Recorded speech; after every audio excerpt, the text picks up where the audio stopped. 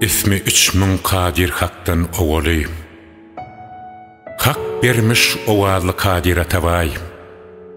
Sözlerinde sözlerin bolmaz zavali. Hak'tan hoş oğalı Kadir atavay. Yanlansa oğadın açya ak yori.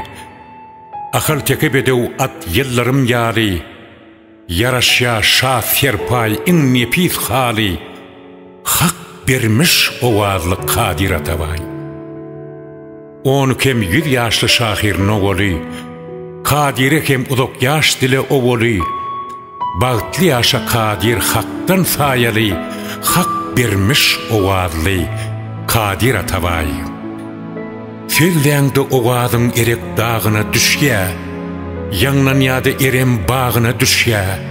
İlmrat noğolu dinliye zoşya. Hak'tan hoş oğalı Kadir atavay.